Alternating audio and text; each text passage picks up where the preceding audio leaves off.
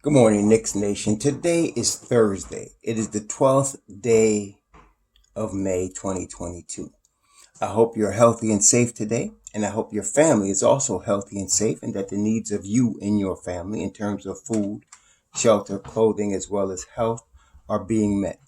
Blessings upon those that work in the healthcare field and the first responders who are out here every day trying to save lives, and those that pick up garbage to keep streets and sidewalks and parks clean. And blessings also upon those that make deliveries for our convenience and comfort. Double blessings on the men and women trying to help deliver and rescue the victims of child molestation and pedophilia, the victims of child pornography and pornography, of prostitution and child prostitution, the victims of human trafficking and sex slavery, and double curses on the perpetrators, the profiteers and the perverts who are out here trafficking in human misery. Finally, blessings upon the homeless. Nearly 600,000 men, women, and children on the streets of the United States, and millions around the world in similar or worse conditions, and blessings upon them, for theirs is the kingdom. Today, I want to discuss the business of basketball. Every year you have to deal with that because basketball, NBA basketball, is a business. It's part of the entertainment business.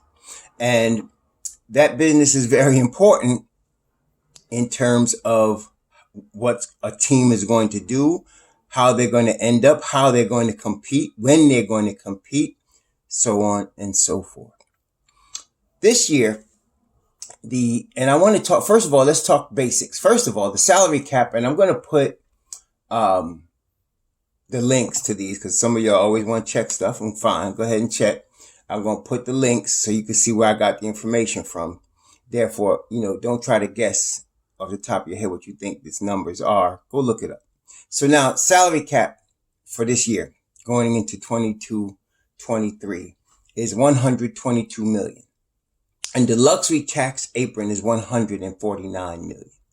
Okay, so the salary cap is $122 million. That's pretty much a soft cap. And the luxury tax, above which teams will pay a tax, is $149 million. Now, for 2022, there are, Golden State, Milwaukee, Los Angeles Clippers, Brooklyn Nets, Denver Nuggets, Utah Jazz, Boston Celtics, Philadelphia 76ers, Dallas Mavericks, Los Angeles Lakers, and there's 10 teams, ending with the Lakers, who are going to pay a luxury tax. The highest is Golden State. They're going to pay about $53 million in luxury tax. And then, of course, Milwaukee after that at 19, Clippers at 17, so on and so forth, till you get to the Lakers, who are going to pay $3 million in luxury tax. Those are the only teams that are in luxury tax problems. They're going to pay. Now, the problem with paying the luxury tax, or being in a position where you need to pay the luxury tax, and Atlanta Hawks are very close to luxury tax. You don't mind paying the luxury tax if you're the Golden State Warriors. Why? Because you are competing for a championship. You're in a huge market, which is the San Francisco market, probably along with New York, the two biggest markets in the United States. And you have already won championships, and you're always a threat to win. And so you have three players, basically, Thompson, Curry, and Draymond Green. That's your core nucleus that you have already won 3 championships with, and are always a threat. Though I don't think they're going to win it this year, but they're always a threat to win. So you're going to be sold out. You're going to sell a lot of ads. You're going to sell advertisement. You're going to do a lot of marketing. You're going to sell a lot of beer and things at the game. You're going to make money. So luxury tax of $53 million is high, but they're making that kind of money. And same with the Milwaukee Bucks at $19 million, though they're in a small market. You win an NBA championship as they did, you're going to make your money. It's going to be worldwide, especially in a country like China. You're going to sell marketing goods and services to China in terms of NBA, and you're going to make your money. So there's that. But then there's teams that the Nets, who have basically a big three. First it was Irving, Durant, then they added Harden, and now they moved Harden and got Ben Simmons. Basically, though, they're going to pay almost $14.5 million in luxury tax. they don't have much to show for it. They're not even the biggest draw in New York. It's the Knicks. So they're paying a luxury tax for whatever. Okay. They're in a problem because they cleaned out their young team to get the big three. Okay. And so they basically rolled the dice, to see if they could just win it. And they haven't. And it doesn't look like they're going to. So they have decisions to make. Denver, 2-time MVP, though I don't think he should have won the MVP this year, but okay. 2-time MVP, the Joker, okay, Nikola Jokic. And they're $10.5 million. They're going to pay $10.5 million in tax. And it's modest market of Denver. So what that means is they got to make a decision. Are they going to compete for a championship or rebuild? Now, you can't really rebuild after you have a 2-time MVP. So they kind of have to compete right now. Okay, they got to figure out a way to compete. Utah, they got decisions to make for the same reason Denver does, and they're also going to pay a luxury tax. Boston is competing right now with Milwaukee in the playoffs. Depending, I guess, on what happens, decides what they're going to do. See, a lot of times teams have to make financial decisions that are apart from basketball decisions. So you may see a team trade a star because they have to. Because they can't afford to keep the star and they're not good enough to compete for a title. Okay? Philadelphia. Now, they're not, they're going to pay a luxury tax, Philly. About 6.5, 7 million. They don't care because they're competing. They're a big market and, they're in a position whereas if they don't win it this year, they can compete again next year because they have the mixture of a Harden and an Embiid. Plus your young players like your Tyrese Maxey's, your Matisse Thybulles. You can compete and they have shown that they're going to compete. So they're going to probably stay intact. Dallas going to pay a $6.5 million luxury tax. What does that mean for Dallas? Well, they're going to sign Jalen Brunson. Okay. But they're probably going to get rid of or move off of contracts that they can move off of, like Dwight Powell. They'll probably move off of that contract if they can. That's $11 million they can save right there. And there's a couple other players. What does this mean for the Knicks, though? Well, let's look at the cap space. In the NBA right now, you have the top cap space teams are 5. It's Orlando, who has about 29 million, 26 million from Detroit. The Indiana Pacers got 25 million. San Antonio got about 23 million. And then Portland actually has 21 million. After that, Oklahoma is probably is a little less than $1 million, about 700,000 over the cap. And the Knicks are actually about 5 million over the cap. Now, what does that mean for the Knicks? These teams, Orlando, especially Orlando, Detroit. Well, let's start with those two. Orlando and Detroit. They're not competing for a championship next year. They are building a young team. They don't need a lot of large salaries. So on Orlando, you're dealing with the two largest salaries on Orlando are Jonathan Isaac and Markelle Fultz. They both make around 16, 17 million a year. Okay. So what is Orlando going to want to do? They're going to probably move those salaries and then maybe absorb expiring deals or absorb deals where they can have more cap space next year so that they can play play their young guys like your Franz Wagner, your Wendell Carter, your Cole Anthony, right? Your Jalen Suggs and whoever they're getting ready to pick in this year's draft. You can play them. They can get more experience and be closer to competing after this next season. And then build off of that with the money you have and maybe attract a star. What a concept. So that's Orlando. And Detroit is in the same situation. They're probably going to move off of Jeremy Grant's contract, create even more cap space and absorb what do they get for absorbing other teams' contracts? More draft capital. Listen to that. Okay. So they'll be taking more draft capital and putting more stock into their future. Detroit has Cade Cunningham and Sadiq Bey. And then, of course, you got some other young pieces. but those are the headliners, and they're going to also get another draft pick from the draft, a high-level draft pick this year.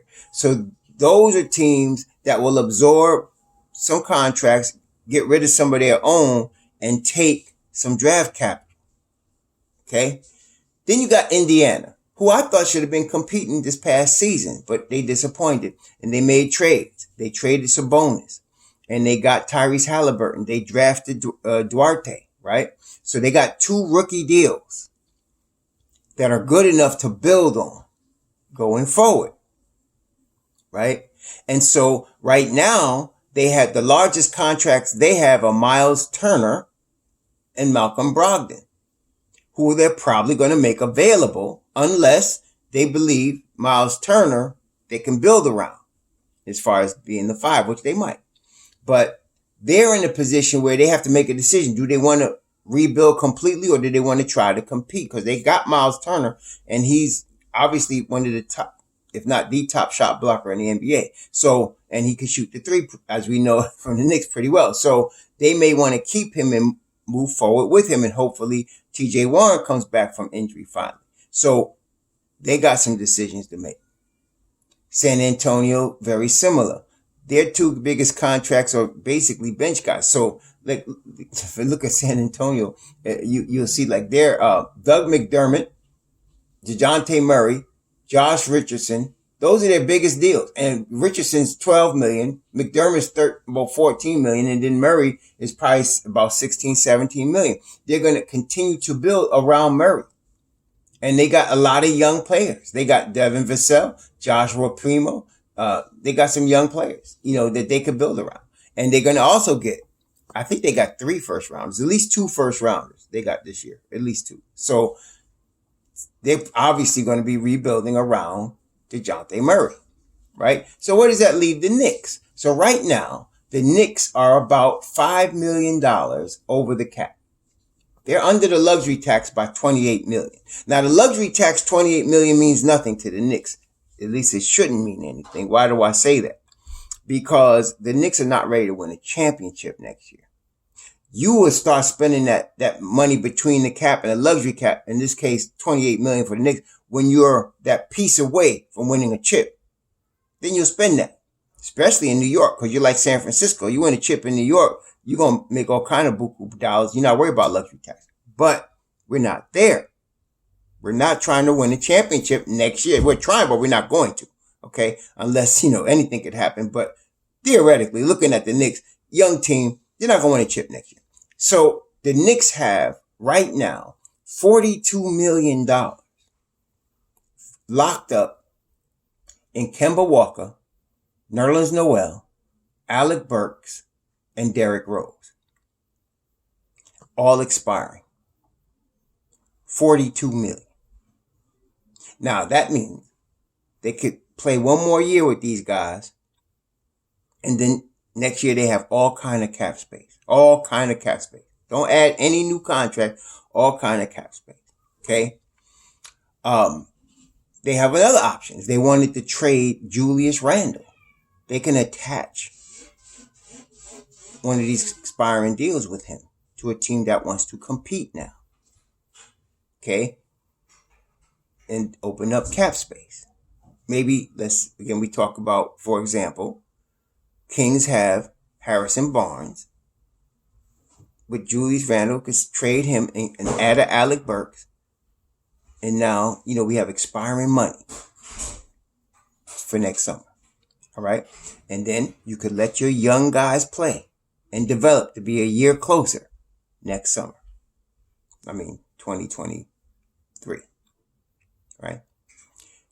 So the Knicks are not in bad shape. It depends on what they're trying to do. If they try to make a mistake and go after veterans to compete this year, they could ruin their whole cap situation. I don't think Leon's going to do that. I think Leon is smarter than that. If Thibodeau was president of basketball operations, we'd be in cap hell. But he's not. He has a say, of course, in the players that the Knicks draft and acquire, because he's the coach, and Leon Rose has shown that already. giving Thibodeau a say. But in terms of the financials, they're not going to ruin themselves for Thibodeau. Okay, they're not going to do that. So I can see them moving all of these expiring deals. Julius Randle, I still think they're going to trade him because they have to make a decision as to what to do with Obi Toppin. And the deal is like this, brethren, in Knicks Nation. Let me explain to you. If it comes down to a guy that can at least adequately fill a position on a rookie deal, and a guy on a max deal, and they're just about the same. I mean, you're going to get 20-10 with Julius. You're probably going to get 18-7 with Obi. You go with the 18-7 and save the money. Okay, because Julius is going to get 23 and a base of 24, almost 24 million this year, coming year. And he's got incentives of about 2 million. So he can get about 26 million.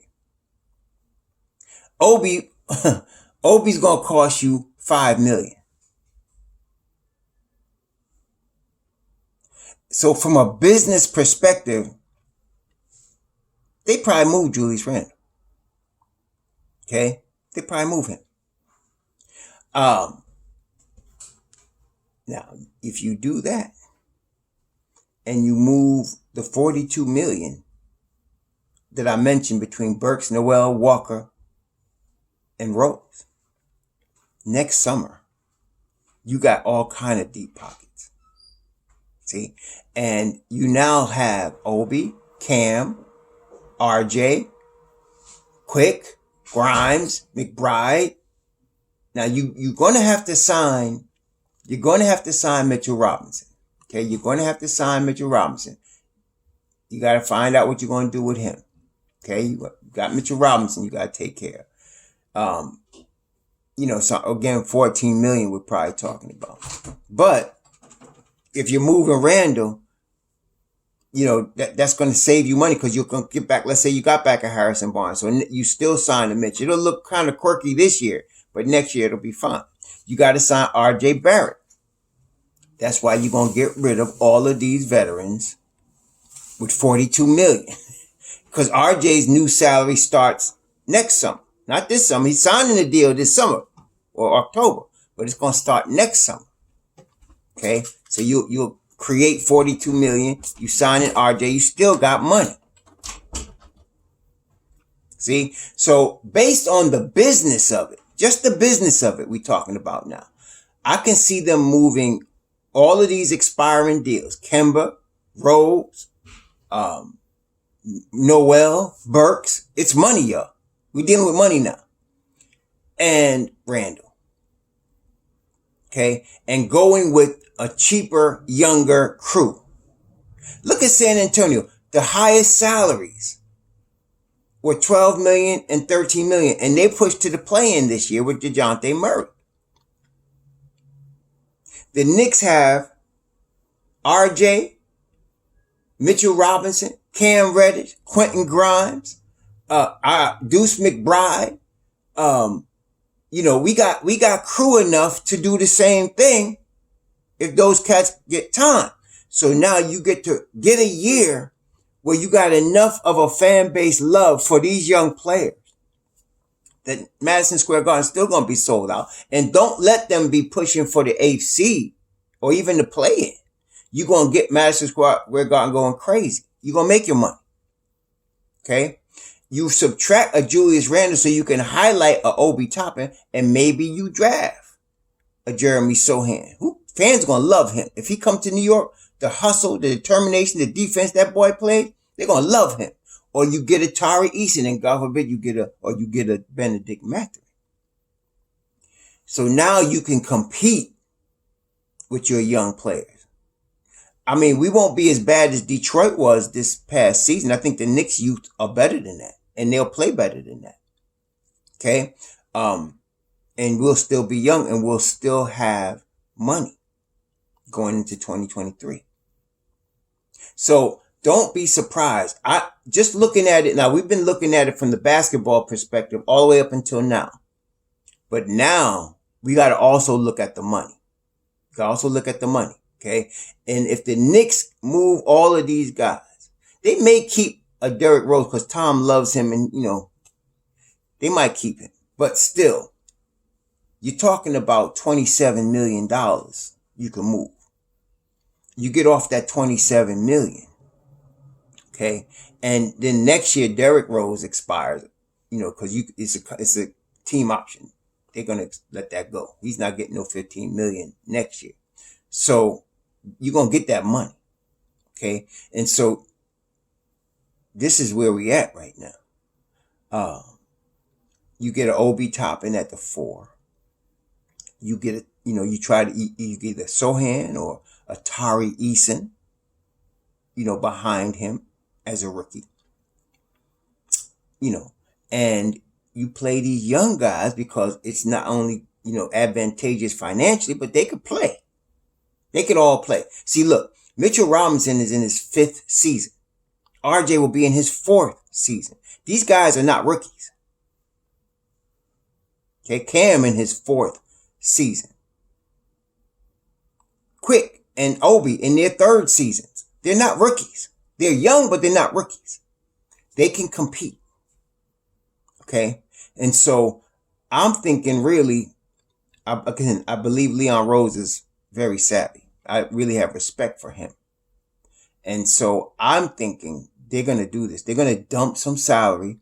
They may even have to attach some picks to do it because we got a plethora of picks. But they may not. They'll just maybe dump some salary where they can without giving up picks.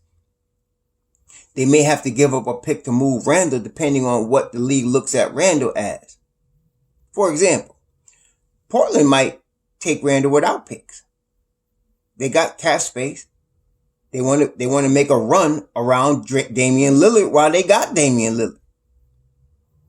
They have some up-and-comers in Anthony Simons and Nasir Little. Okay? So they're going to get a high draft pick. So this is their chance to try to get something together and make a move. Julius might be their 4th, their guy at the 4. Because again, Damian Lillard is your number 1 option. Okay? Damian Lillard is your number 1 option. And they had CJ McCollum, but they traded him. Who else they got? Let me see here. They got Dame. They got Josh Hart. Yeah, I guess Julius might be their 2nd option. Really. Well, Simons. I can't sleep on Simons. Don't sleep on Simons. Simons is really good, man. I knew that when they got him and he was only 18. He's really good. So he's probably the 2nd option.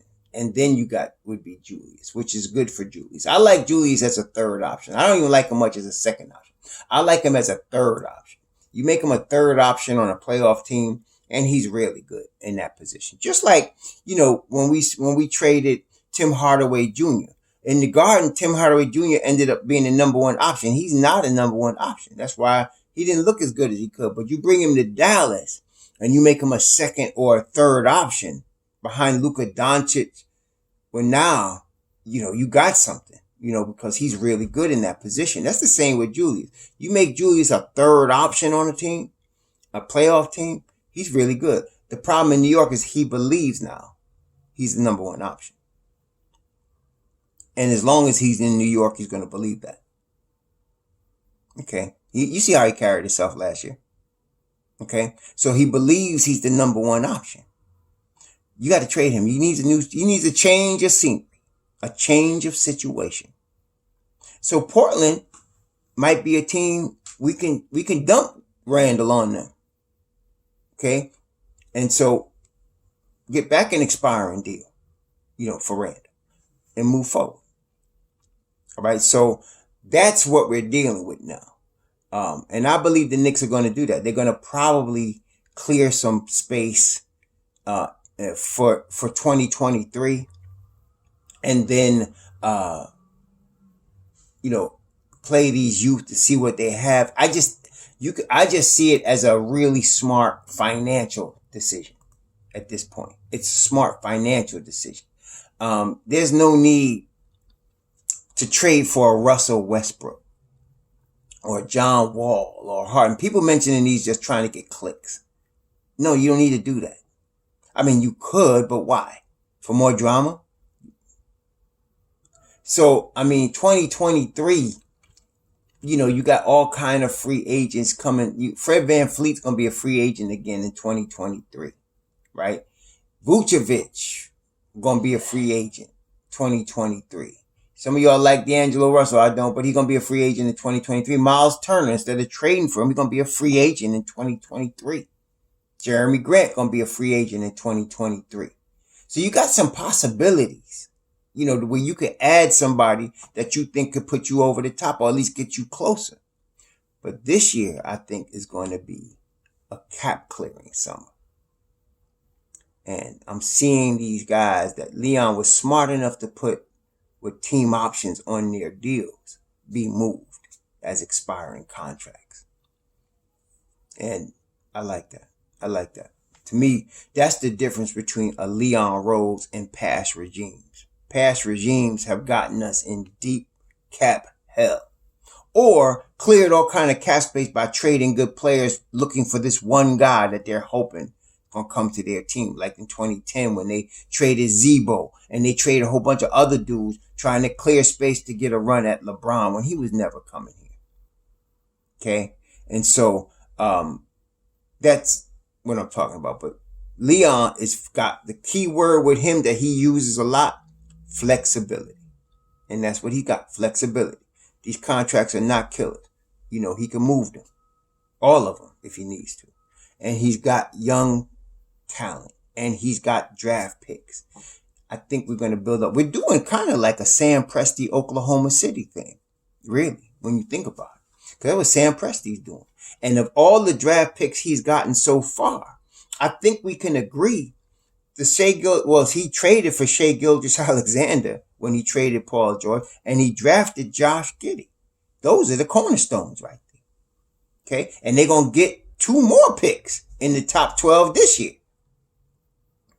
So they're going to end up with some talent and draft picks, and they got cap space. So when Josh and SGA and they bring in the 2 new cats they're going to get this year with the guys they already got, when you get all of them together, I'm going to give them about 2 seasons before they really push in playoff, about 2 seasons. And when you do that, now you're going to be able to attract a superstar. You're going to have the money, and you're going to have the youth, and you're going to be ready to compete. I mean, they got a couple other, Baisley is really good. They still waiting on Pokachevsky to turn into something. He might. Trey Mann is good. Dort is good. They still got some dudes, but the key here, they got Shai Gilgeous-Alexander and Josh Giddey. Those are the 2 dudes. And then they're going to pick 2 more this year in the top 12. They got a top 4 pick probably coming to them. So they're going to get somebody really good to go with those 2 and go from there. See? And they got all kind of cap space. So that's how you do this, y'all. That's how you do it. So I think the Knicks are following that formula. And they should. So let's see what happens. But I'm thinking they're going to trade away. Aside from looking at it as a player fit, look business-wise. Burks gone. Nerlens Noel gone. Kemba Walker gone. Evan Fournier, I don't know. I think they would do it if it's the right deal. What do I mean by that? They'll do it if it doesn't cost them too much to send him somewhere. In other words, if they could just trade Fournier into somebody's cap space, he's gone. But I don't know if they can. That's dependent on the Fournier situation. That's what they're going to be dependent on right there. Can they get away with trading him and not adding any long-term salary? That's what they're looking to do, dump salary, right? So, like I said, Noel, Walker, Burks, they're going to be gone. Probably Rose. If they have to keep Fournier, they're probably going to trade Rose. They're going to dump salary. They're going to dump Randall for a variety of reasons. They got to decide between him and Obi. Leon picked Obi. Remember that. In this case, Leon has the upper hand over Tibbs. Leon picked Obi. He did not pick Randall. He did not give Randall $200 million. Gave him half of that. Okay. I'm seeing Randall is moved. Then there's the attitude. The Knicks handled this very well, and I think they're going to continue. So my prediction for this summer, Burks, Kemba, uh, Nerlens Noel are gone. Gone. Fournier is gone if they can find a taker for his last 2 seasons without having to give up, without losing money and picks. Randall, they're going to trade because that's their most valuable piece. And I think some team like a Portland will want him. Some team that's really looking to compete, or a team like Denver that's looking to compete now and has to because they're in luxury tax hell, and they'll trade salaries to try to get a Randall. I think we can move him, and I think they will. So I'm thinking Randall's gone. Now Fournier is the only question mark. And how it happens with Fournier, to me, determines what happens with Rose because of their salaries. So if you trade Fournier, you'll probably keep Rose. If you trade Rose, you'll probably keep Fournier. And then the question will become, what are they going to do with Evan Fournier in terms of Quentin Grimes? Because Quentin Grimes needs to play more. He actually, to me, needs to start. From training camp, he needs to be given the keys to that starting 2-guard spot and let him roll from that spot. Time for the future. So we're going to see what happens with Fournier. But the rest of them guys I named, I think they're all gone because of business as well as youth. Okay? So that's it for today. We're talking about cap space today. And the Knicks, they're in very good position. $5 million over the cap ain't nothing. They're $28 million under the luxury tax apron. Okay? And again, RJ's salary doesn't kick in until 2023. They would have gotten rid of a lot of salary by then. Okay. And Mitchell Robinson, you get rid of some of these salaries. Again, the $42 million I talked about, you good. You good. Okay. So that's what we're dealing with right now. I'm not worried about signing Mitch and signing RJ. We're going to get them. We're going to get them. It's not going to kill us. We're not going into luxury tax hell for somebody worried about that to get these 2 guys signed. Okay, but we do need to get rid of these guys that are expiring. We do need to try to trade Randall for an expiring deal if we could get one. Okay, that's up to Leon. We're going to see what happens. But I'm really looking at it from the financial standpoint. I like what I see because not only are the Knicks going to be in a good financial position in 2023, we get to see what our young guys actually have. And I think that's the direction they're going to go in, because when you add, we've been focusing on the player aspect, which is, right. You want to see what you got. And a lot of us in Knicks Nation agree, we want to play the youth. But now looking at it at the financial aspect and dealing with the way Leon handles business with Brock Aller and them, I think they're going young. And I think they're going to save some money this year and prepare for 2023 because they know they got to pay RJ and they got to pay Mitch. I don't think they're going after Jalen Brunson. I don't think so. Some people said that Dallas was bluffing when they talked about no sign and trade. Let me give you another thought. What if the Knicks were bluffing by going down there and showing themselves to make Dallas up the price and just pay more because they're already in luxury tax hell? How about that? So I don't think they're going to sign a $20 million a year player this year. Okay, I think they're looking for an expiring deal. They might get Malcolm Brogdon because that's another opportunity. Expiring deal. Okay. Anyway, we're going to see what happens very shortly. But I'm looking at this as cap clearing summer. The Don's cap clearing summer. That's what we're dealing with. Y'all let me know what you think. We'll see very soon though. So